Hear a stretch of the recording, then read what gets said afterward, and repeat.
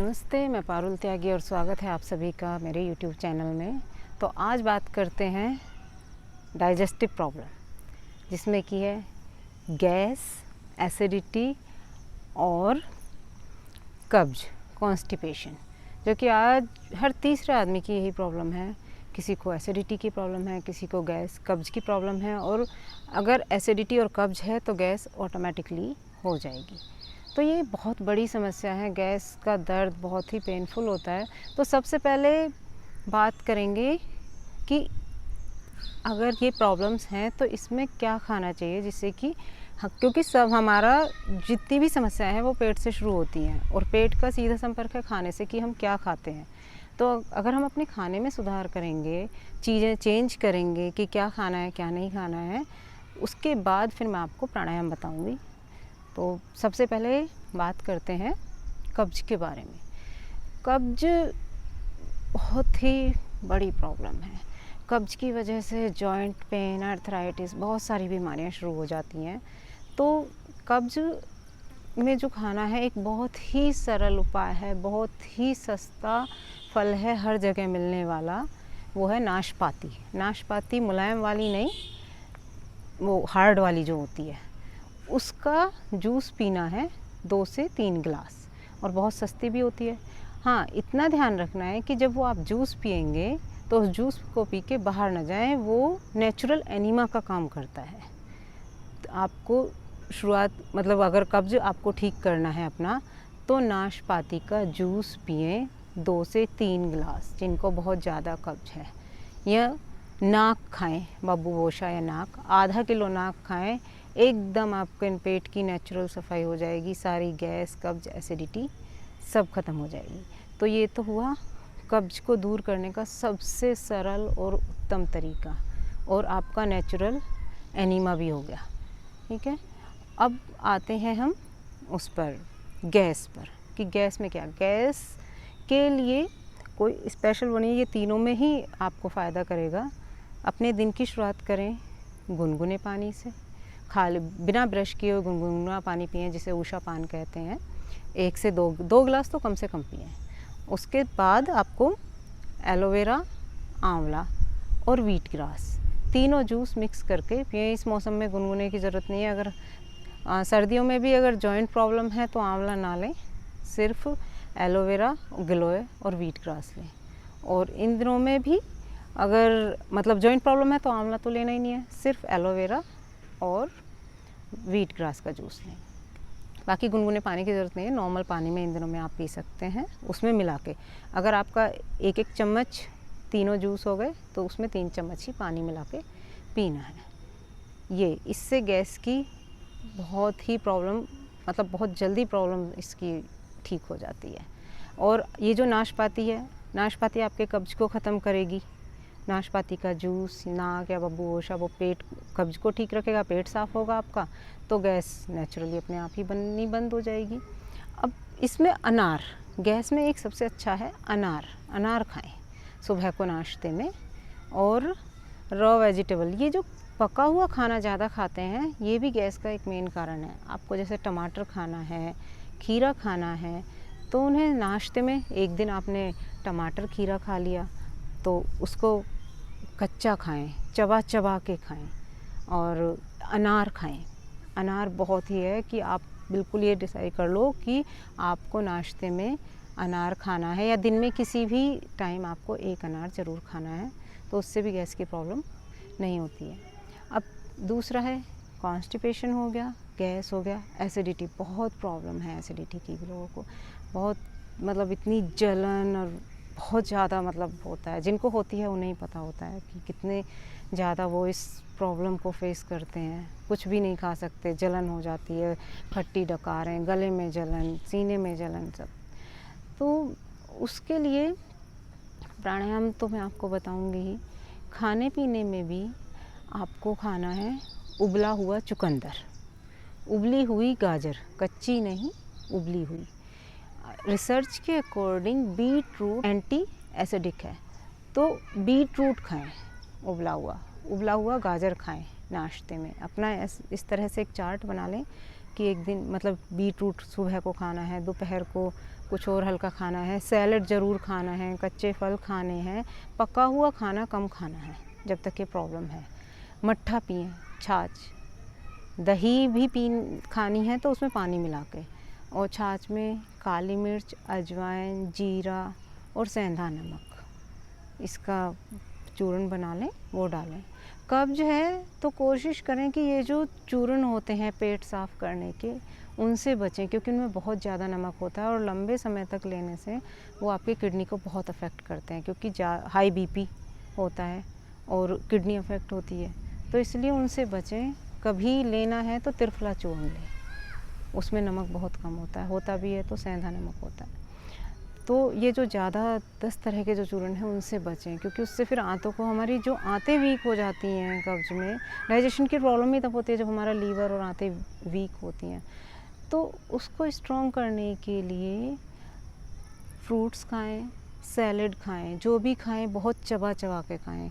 कम से कम 15 से 20 मिनट अपने नाश्ते में दें, इसी तरह से अपने खाने में 20 से 25 मिनट लंच में, और रात को भी इसी तरह टाइम से। अगर आप लेट खाते हैं खाना तो उसको थोड़ा मतलब 8 बजे तक अपना खाना खा लें, नहीं, क्योंकि रात को लेट खाना खाने से भी एसिडिटी और गैस की बहुत प्रॉब्लम होती है।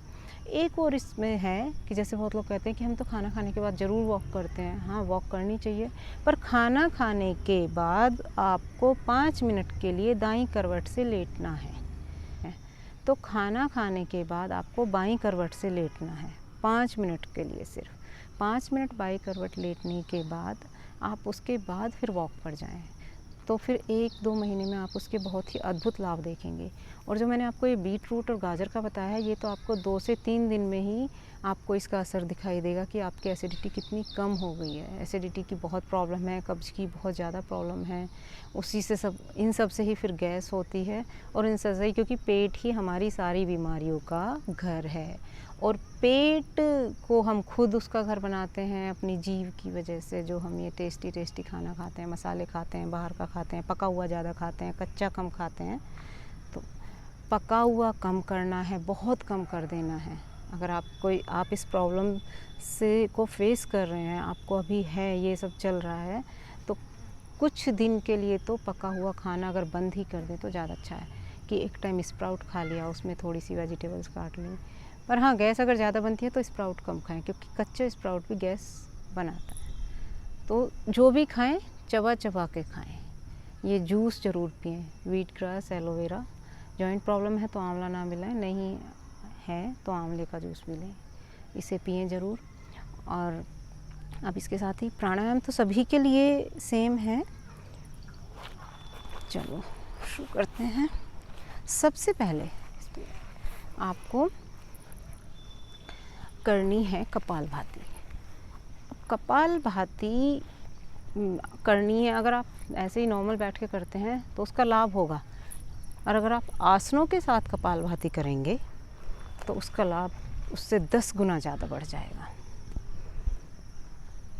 अपने हाथों को ऐसे रखते हुए गहरी सांस भरें। मंडूक आसन में कपालभाति करनी है, सांस को रिलीज़ करें, पेट को अंदर खींचें, इस सिर ज़मीन पर नहीं टिकाना है, इस तरह से।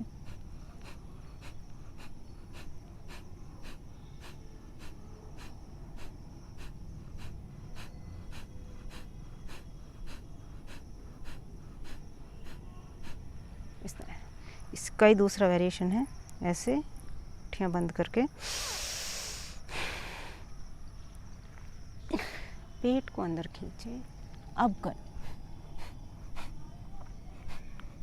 कमर दर्द है तो आगे ना झुकें, थोड़ा सा ऐसे इतना झुकें बस, और ना कमर में दर्द नहीं है तो पूरा इस तरह झुकें।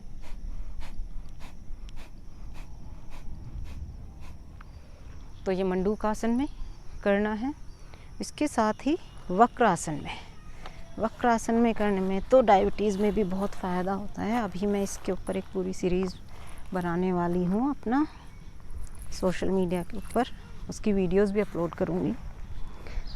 ये पैर यहाँ रखा, ठीक है, इस पैर के ऊपर नहीं पकड़ में आ रहा तो पकड़ने की एक्टिंग करें।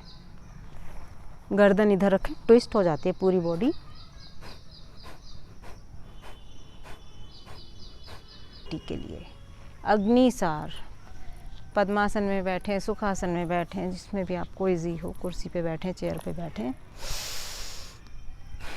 अग्निसार जो करते हैं उसमें पेट को अंदर खींच लेते हैं सांस छोड़ के। तो कम से कम 15 से 20 बार 2 से 3 मिनट एक आसन आपको, ये अग्निसार 2 से 3 मिनट, बाह्य प्राणायाम 2 से 3 मिनट, और जो आपको कपालभाति करनी है सारे आसनों में करनी है, वक्र आसन में, गोमुख आसन में और मंडूक आसन में 20 से 30 मिनट करनी है कपालभाति।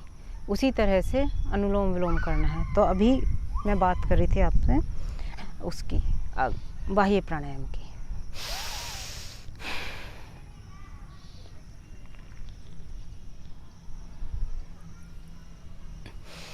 तो अभी मैं बात कर रही थी आपसे बाह्य प्राणायाम की।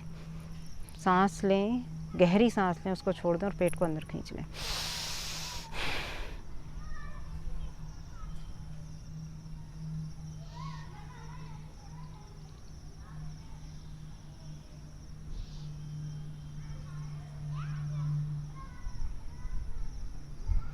इस तरह से 15 से 20 बार या 2 से 3 मिनट। और अब है अग्निसार। बाह्य प्राणायाम में तो पेट को अंदर खींच के रखना होता है, और अग्निसार में हम पेट को अंदर और बाहर, देखिए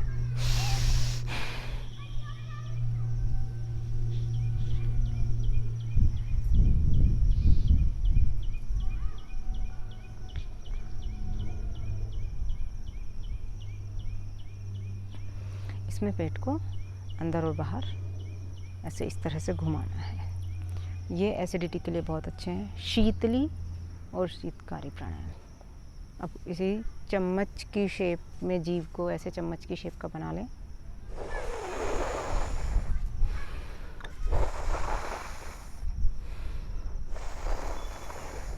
अद्भुत लाभ है, बहुत ही जल्दी रिलीफ मिलेगा एसिडिटी में।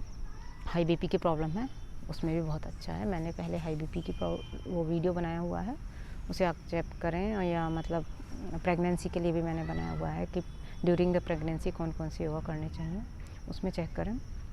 बहुत ही अच्छा और अमेजिंग है। तो आपको कपालभाति करनी है 20 से 30 मिनट मंडूक आसन में और वक्रासन में, गोमुख आसन में करें। अब भी और एक सबसे बढ़िया आसन है नौकासन। नौकासन से पेट की सारी समस्याएं ख़त्म होती हैं। इवन जो श्वास नली पैरालाइज्ड हो जाती है वो भी ठीक होती है। इस डिपेंड करता है इसकी होल्डिंग। तो कम से कम जिनको एसिडिटी, गैस, कब्ज, इन सब की प्रॉब्लम है तो एक आसन 3 से 5 मिनट करना है। दोनों तरफ से 1-1 फुट उठना है। ये नहीं कि पैर ऊंचे और ये गर्दन नीचे, नहीं, बराबर नौका की शेप में इस तरह से। अगर मेरा थोड़ा बहुत ऊपर नीचे हो रहा हो तो आप ध्यान रखना कि दोनों तरफ से उठना है इस तरह से। इसमें कपालभाति करनी है।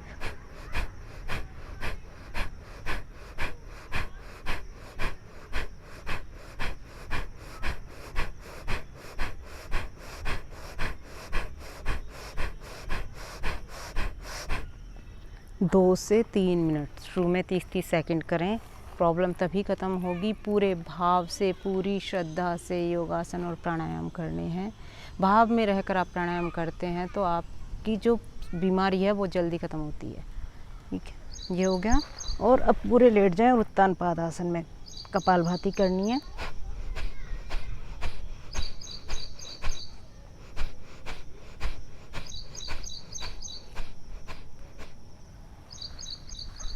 जब भी उठना है आराम से उठें। तो यही आसन करने हैं। बाकी अनुलोम विलोम तो सबको आते ही हैं। चलो एक बार का बता देती हूँ।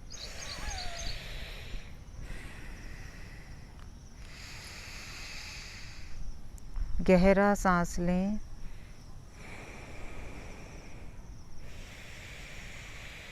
जितना लंबा ले सकते हैं सांस उतना लें, उतना गहरा लें। उसी के जितना लेने में टाइम लगाते हैं उसी हिसाब से उसको छोड़ना है, रिलीज़ करना है।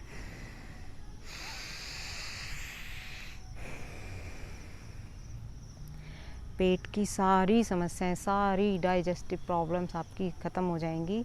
जो मैंने आपको डाइट बताई है, ठीक है, वो और ये प्राणायाम और आसन करने से सारी समस्याएं, और आप बिल्कुल ठीक पेट से, क्योंकि पेट से ही आगे सारी बीमारियां शुरू होती हैं। तो अगर आपको मेरी वीडियो पसंद आए तो वीडियो को लाइक करें, शेयर करें, चैनल को सब्सक्राइब करें, ताकि आपको नई वीडियोज़ इसी तरह से टाइम से मिल जाएँ। और बाकी मेरे फेसबुक है मेरा अकाउंट, उस पर मुझे फॉलो करें, इंस्टाग्राम पे फॉलो करें, तो वहाँ भी आपको बहुत सारी वीडियोज़ मिलेंगी। Thank you so much.